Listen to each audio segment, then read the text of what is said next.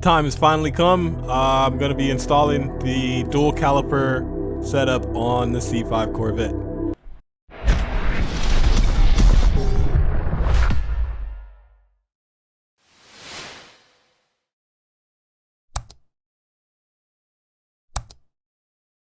So of course, step one, lift the car up and put the rear of the car on jack stands. Make sure you loosen up the tires before you lift up the back of the car.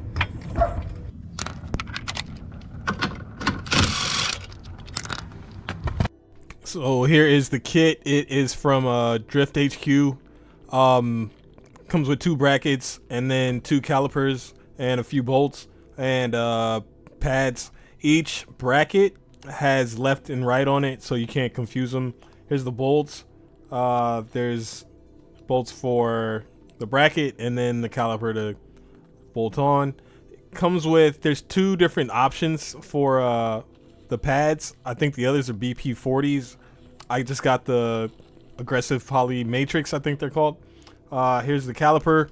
It is a modified Willwood caliper. That little silver part in the middle, not this bracket, but that little silver part is like a extended gap kind of thing that Drift HQ, I believe, they put on.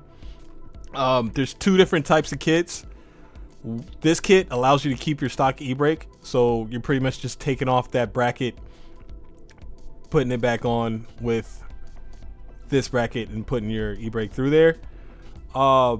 With the other one, you have to take almost everything off in order to get your emergency brake off. You'd have to take the caliper off, the rotor off, and then the brake shoe, and then the hub, and then remove something else. But yeah, we're not doing that. First thing to get off, this plug right here. I believe that's to the ABS or wheel speed sensor. I think they're probably in the same, but I'm not sure. Don't quote me on that.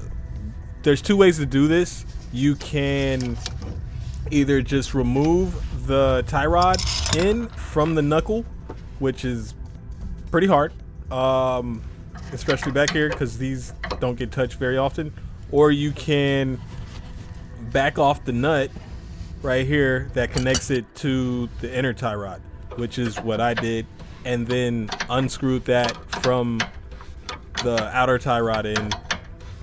And once that's all the way out, boom, you're able to swivel the knuckle enough to get access to the bracket.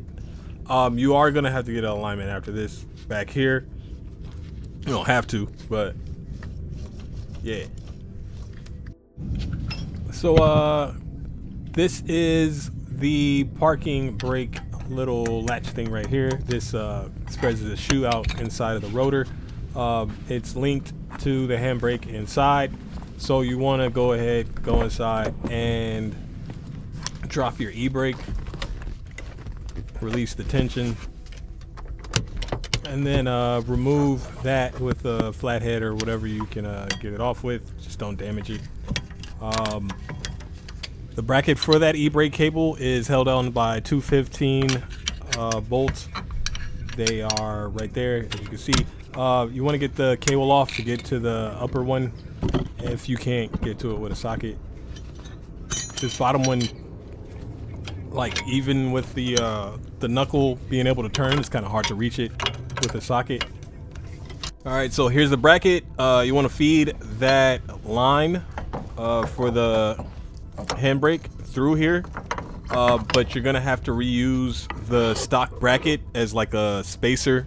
If you don't use it, the bolts go in way too far and it just won't work. So make sure you put that springy thing through the hole and latch it onto the parking brake, and then the stock bracket on the inside, just like this right here.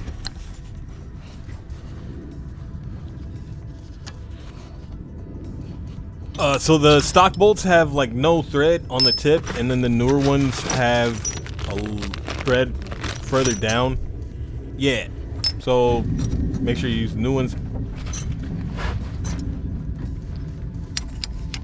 So this is the trickiest part of the installation. A couple videos I watched, the they use the stock bolts to put everything together and get everything lined up and situated.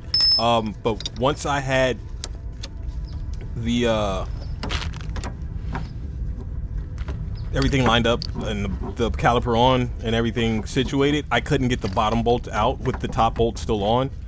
So the best way for me to do it was to get the handbrake on with the new bolt on the bottom instead, unlike in this video. Just trial and error. So get the handbrake through and latched onto that hook, have the new bolt already ran through the bottom hole, get that in there. If you're using Loctite or any kind of thread locker, have that already on there. I got that bottom bolt threaded in, and then I got the new top bolt, put that in. To get that all the way in, you have to turn the knuckle back, or I had to at least, and then sit there and play with that bolt for a little bit to make sure that it threaded in and actually caught the threads. Make sure you don't strip anything, because that's going to be a pain. You don't want to tighten this all the way up. You want to leave it kind of loose, because you got to install the caliper, and you're going to need some wiggle room right here. So with the caliper, just get one of the bolts started, and then you can easily swivel up the caliper and get the other one in. I started with the bottom. Make sure you don't strip these, because this is aluminum, and it's going to be a pain times 2.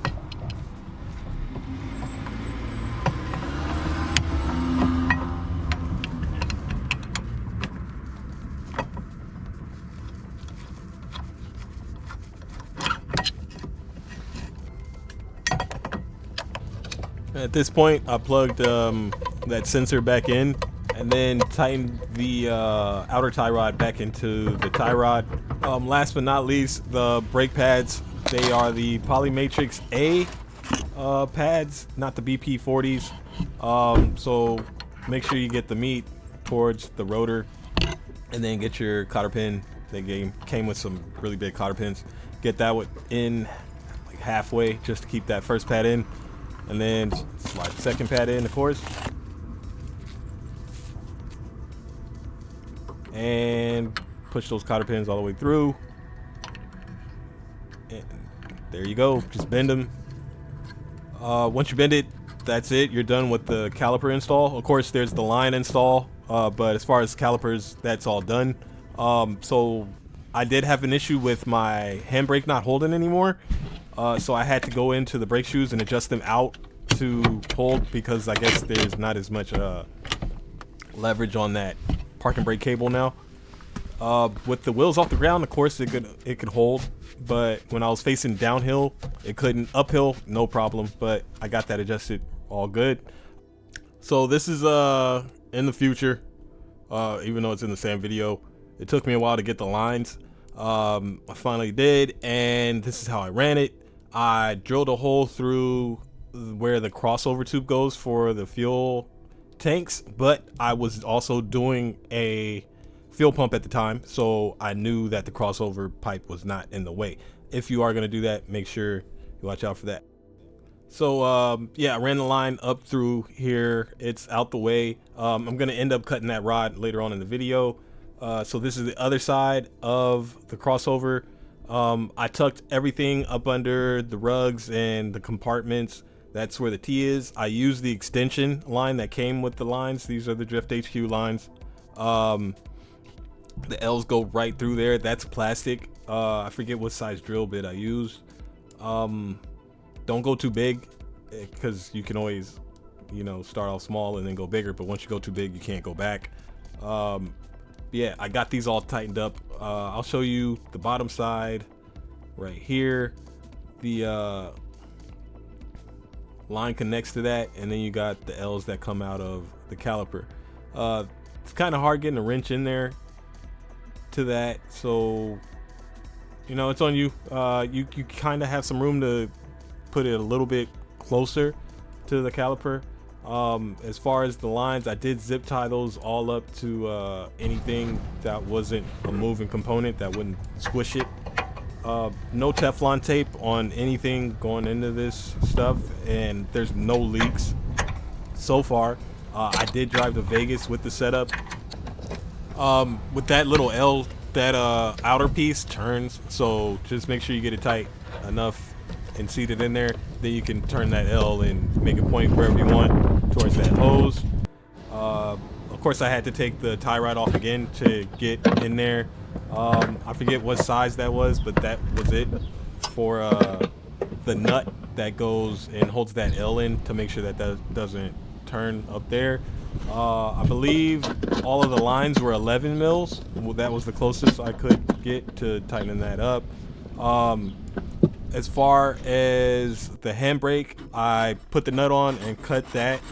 Like, if you've seen my install video, you know I had to have that rod hanging out to not hit the cup holder. So all in all, everything is installed. There's no leaks. There was no leaks on the first try. So the main thing right now is getting this thing bled. It's I got the rod way stiffer than what it was just now. My main issue, I think, is that I used some fluid that was open for like a year, and I had mixed 2 bottles of it. It was clean fluid, just old and open. So I'm gonna get that out. And then number 2, I'm not sure how the pads work, because I know there are 2 different sets of pads that come in the kit. I think one of the sets has to be warmed up in order to start working. Also, as you can see in this video, that brown line was a lot thicker than it was here in this video coming up. That's finished product, but yeah, here the hydro works. It just doesn't grab on really good. I've noticed that this right here, these pads weren't reaching down this far, so these new pads are a little bit fatter or wider, whatever you want to say, and that's why that new line is right there. So I'm thinking maybe when that wears down far enough, which it already feels like it has, then maybe that whole pad will grab that, but I don't know. We'll see. Like, it works every time I gotta go into a parking lot or something and I can't reach out the window far enough, and maybe the e-brake just isn't, the regular stock one isn't going. I just grab that one, reach out the window a little bit further. But yep, I'm gonna take my stuff upstairs and head over to the track.